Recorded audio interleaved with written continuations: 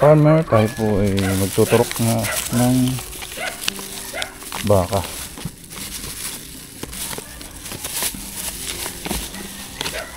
Bagong gamot kasi yung bilis na ubos ng aking gamot. Ang dami nang tinurukan kong baka nung nakaraan. Tapos mga kambing. Gubat na gubat ang sinuutan namin ah. Hindi ako yun sa mga para daw may Pantal? oo, galis-galis. Meron din yan. Ano yun? Ano yung gamit kong pamurga? Hagip yan yun. Bulate at saka galis. Kaya rin yung ginagamit ko. Hindi ako nagamit ng balbasing. Mahal. Tapos Mahal nga ang balbasin.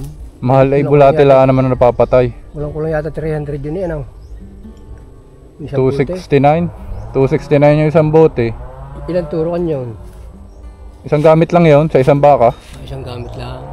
Ay ari 390. Ay makakaturok na yun ng 20 na baka. Oo, yung malaking minus rin. Tsaka ano nga yan, dala ang galis. Dala na rin ang galis. Iba, pero iba yung kagat ng langaw, baka kagat naman ng langaw yung Kita ano. mo yun? Ibang kagat ng langaw pagka ano. Malayo ng linya na rin sa karsada pa eh. Pare. Sisipa.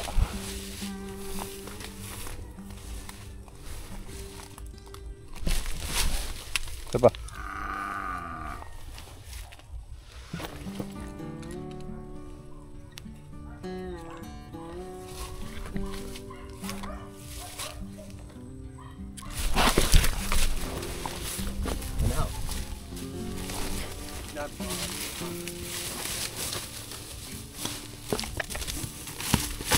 Bah, sumampay pa sa kurente.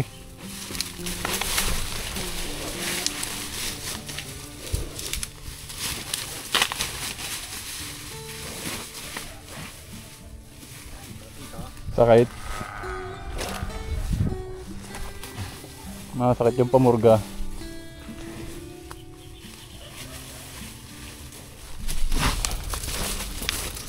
Coba.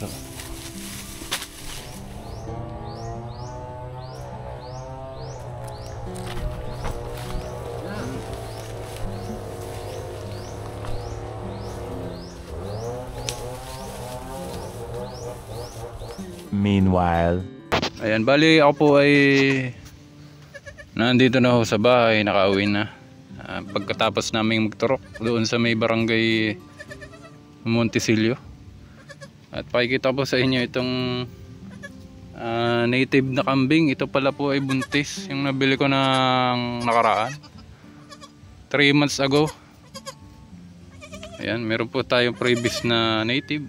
Ayan, native na kambing. Sigurado pong hindi yung back namin ang tatay nito, dahil 3 months pa lang nung nabili ko to. Ibig sabihin dapat mga 5 months ang lilipas kung yung nakasampa dito ay yung back namin, no? Pero 3 months pa lang umanak na. So ito po ay parang previous yung pagkabili ko, buntis pala. Ayan, buti na lamang at hindi ko napasasaan ng pamurga ito. Ayan, okay naman siya, malakas. Yun nga lang ay di native. Kakaturo ko lang dito kanina ng iron at saka po B complex. Kahit native ay may bagay din yan, may presyo din, kaya dapat ay alagaan. Pati po yung inahin, iron at saka B complex yung tinuro ko kontra pamumutla. So nagkaroon tayo ng siyempre blessing, biyaya. Magkano rin naman ang ganito kung magtutuloy. Babae po pala ito, ka-farmer, so pwede pang dumami. Ayan, maliit nga lang talaga, native. So at least ay may previous tayo na ano doon sa tagli 35 na ito. Ayan, maganda naman ang katawan ng inahin ko eh. Ayan, mataba.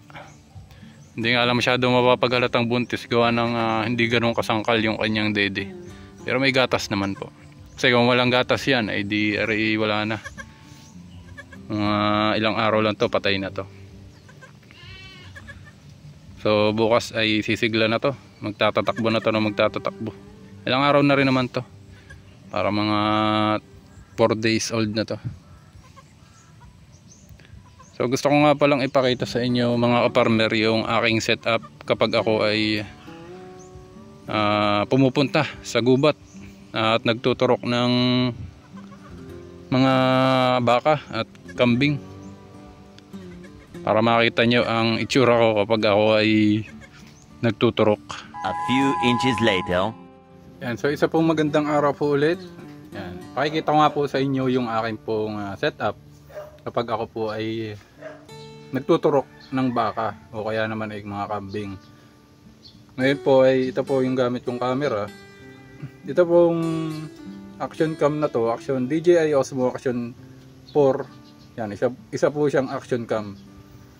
So action cam, maganda siyang gamitin doon sa ating mga ginagawang vlog. Kaya kahit pa ilubog nito sa tubig, okay lang. Kahit mag-drive ako, kahit umuulan, okay lang. So kaya ako gumamit ng action cam. Pangalawa, kaya ito yung ginagamit ko dahil meron po itong stabilizer. So kung kayo may iPhone or kung ano man yung cellphone yung hawak, kung ang cellphone nyo ay nagkakahalaga na ng mga 20,000 pataas, so meron na po yung stabilizer. Ang stabilizer po, ang gamit po niyan para yung ating video hindi masyadong matagtag. Kahit pa magtatakbo ako, kahit pa ako ay masuwag ng baka, umasipa ng baka, hindi po yun masyadong aalog.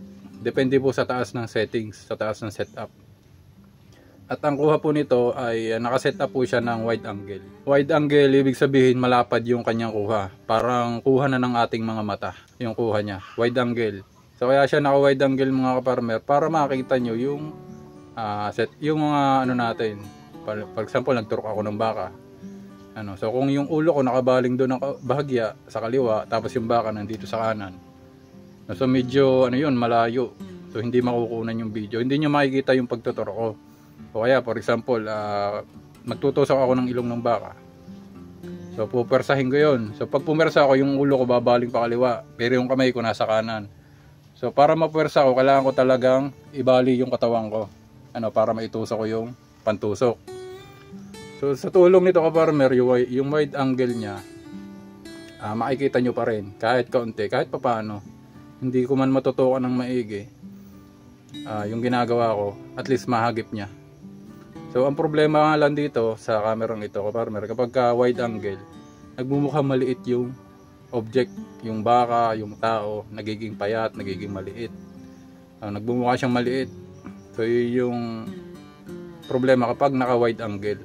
Pwede ko naman siyang i-set up ng normal, yung parang kuha ng cellphone, pero hindi nga mahagip. So yun po yung paliwanag doon. So kaya ito nga yung ginamit ko dahil ito kahit nga tumakbo or masuwag tayo ng baka or maikutan o mabangga, hindi siya aalog. Hindi masakit sa ulo, hindi masakit panoorin o hindi nakakahilo. So yun po yung ating setup. So kapag ako po ay nasa gubat, pakita ko sa inyo yung helmet ko. Nakasuot po ito dito. Yan. Ito po ay naka-magnetic clip kaparmer. Yan. Papatong nyo lang. Ay baliktad. Yan. Papatong nyo lang yan. Nakakabit na yan. Yan. Hindi na po yan basta matatanggal. So, kadalasan po nakasuot po ako ng helmet. Pakita ko sa inyo. Yan, kadalasan po ay ganito po. Yan, ganyan po ako kaparmer pagka nasa gubat. Yan. Set up po. Helmet. Tapos, siyempre may dala na akong gamot. Yan. Dalasan naman ang dala ko, dalawang klase lang. Vitamins, tsaka pamurga. Ito vitamins nito, kaso madalas ginagamit ko na ito sa kambing. Pwede rin naman ito sa baka, B-complex to eh. Para siyang Belamil. Bexan naman to. Mas mababa ng kalahati ang presyo nito kumpara sa Belamil. Kaya ito ang ginagamit ko. Effective naman siya eh. Tapos, ivermectin, biton.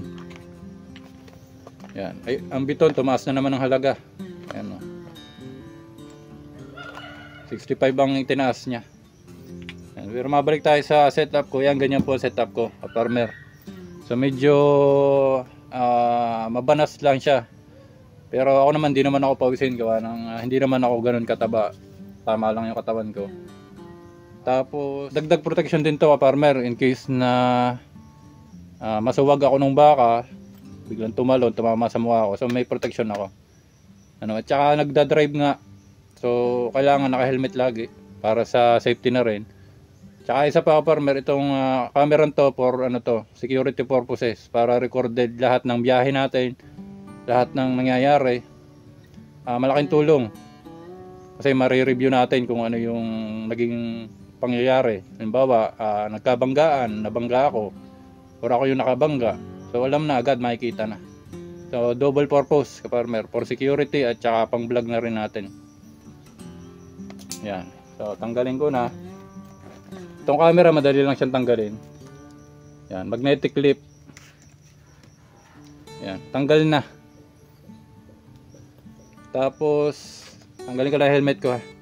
Yan, so pag wala na po akong helmet, farmer, minsan gumagamit po ako ng chest mount. So ito po yung chest mount. Yan. So marami pong vlogger ang gumagamit niyan.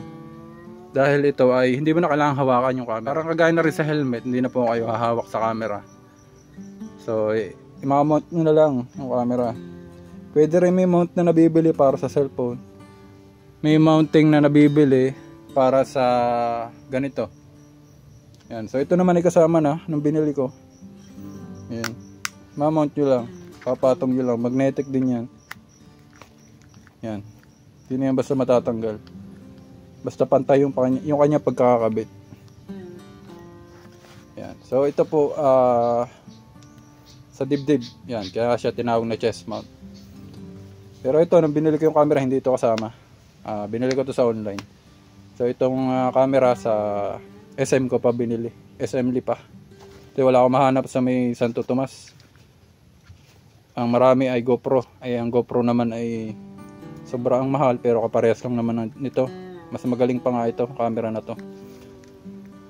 Hindi lang po siya sponsored, kaparmera, no? Pinapakita ko lang sa inyo yung aking setup. So pangatlong setup natin, meron po tayong monopod. Ayan. Ito po ay kakabit lang din sa camera. Ayan. Ito po yung monopod, meron siyang mounting dito na ginamit ko dito sa helmet at saka po dito sa chest mount. Yan, ito po yun, kakalasin lang, lilipat siya dito. Kaya naman itong mounting na to nandito dahil madibihira naman akong gumamit dito. At saka ayoko na nagbibideo ko, itututo ko sa mukha ng tao. Parang ano yun halimbawa, hindi ka pa nalimutan mo magpaalam, bigla mo na lang itinutok sa mukha ng ibang tao yung camera mo. Parang diba, nakakabastos yun. So kailangan laging may permission, magpapaalam. So yung ibang mga vlogger, basta na lang itututok sa mukha niyo yung camera. So yung iba natutuwa, yung iba naman syempre na iilang. So kaya ako mas gusto ko itong ganito setup at saka yung nasa helmet. Yan. Para hindi masyadong obvious. Tsaka pangalawa, farmer, itong kamerang to, yan, buhayin natin. Nakaset up to ng snapshot. Ibig sabihin, pag pinindot ko to shutter button, magre-record na yan. Ayan. Magre-record na siya. Ayan, pansinin nyo, maliit yung kuha niya. Ayan. Pero ang laki na sakop. Ang laki na sakop niya kumpara sa camera ng cellphone. Pwede rin naman baguhin yung settings ng camera ng cellphone. Pwede rin i-wide angle. Pero iba pa rin yung wide angle ng action camera na tinatawag na ultra wide. Yan. So nagre-record na siya, kaparmer. So after ilang seconds, mamamatay ang screen yan. Bago mamatay, yun. So namatay na. Wala pa palang 1 minuto. Mga 50 seconds. Pero yan, dire-diretso yan. Nagre-record po yan. So hindi siya obvious na naka-video. Yan. So nagre-record po yung camera na yan, kaparmer. Pag pinindot ko tong screen sa harap, yan, swipe lang. Yan. So makikita dyan yung ating pagmumukha. Pagka pinindot ko yung screen sa likod, Lilipat naman dito. Ayan. So ang gamit ko lang pong resolution ay 1080p, 60 frame rate, 60 fps. Ayan. So kaya ito pinapaliwanag sa inyo farmer para maintindihan nyo kung bakit minsan yung video natin yung baka ay mukhang maliit. Kasi ito po yung gamit yung camera. Ang settings ko ay wide angle, ultra wide. Ayan. Kaya nagmumukha maliit yung mga baka. So pagka naman papatayin ko na farmer, yan, halimbawa tapos magturok, pipindutin ko lang dito sa shutter button. Yan, ito po yung shutter button nya. Mamamatay na yan. 3 seconds. Yan, so ganun lang farmer yung ating paggamit nitong camera. Kaya napaka nito, user friendly ang tawagin. Napakadaling gamitin. Yun nga lang, presyo nito ay may bagay. Ang presyo nito ay standard combo nito ay 18,000. Ang adventure combo nakagaya nito 24,500. May kasama siyang extra battery, charging case, mga mountings at saka monopod. So sabi ko nga, for security purposes at pang vlog na rin. Ayan. So kaya hindi rin naman biro ang presyo. So yung mga gamit ko naman farmer dito sa aking bag. Ayan, dito na yung panturok. Tsaka yung mga gamot. Ayan, mga gamot. Dito ko na lang dudukutin.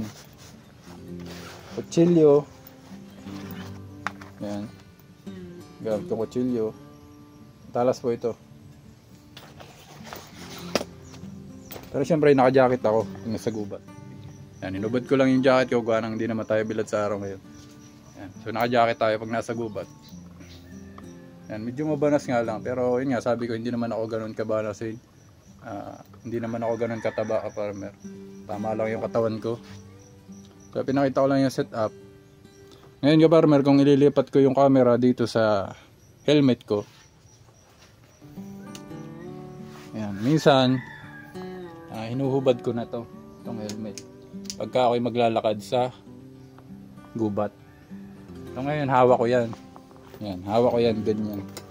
Pakita ko sa inyo. Yan, ganyan hawak ko yan, bit ko farmer.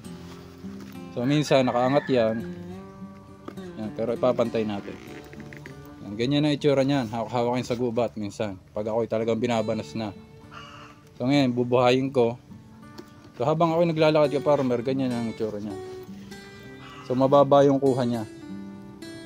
Kaya nung nakaraan may nag-comment, ako daw ay may pag-upo pa. Umupo pa daw ako. So ang pinupunto nung nag-comment na yon ay parang dinadaya ako kayo para yung baka po ay magmukha. Ang gumagawa lang naman ng mga ganung ipinagbabawal na teknika farmer ay yung mga seller na nanloloko sa online, na pinagbumukha nilang malaki yung kanilang mga baka. So ako naman, vlogger lang naman ako, farmer. Tsaka hindi ako nagbebenta ng hayop online. Nagbebenta ako ng hayop dito sa amin. Mga baka namin, kambing. So walang purpose. Anong purpose ng pagganong ko? Yan. So hindi naman natin kailangan manloko. So may nagko-comment na ako daw ay may pag-upo pa. Tagaling ko daw mag-video at may pag-upo pa daw ako. Yan, ganyan po ang pwesto kapag meron ng aking camera. Pagdala-dala ko sa gubat minsan. Pag ayoko nang isuot dahil mabanas na. Kaya nagmumukhang ako ay nakaupo. Yan. Pero hindi po ako magpapakahirap na uupo pa ako.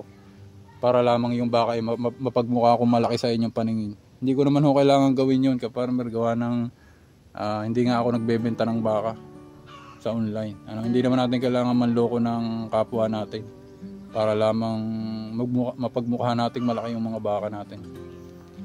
So wala naman humbayad yun. Yan, ganyan po ang itsura. Yan, so ipinapaliwanag ko sa inyo para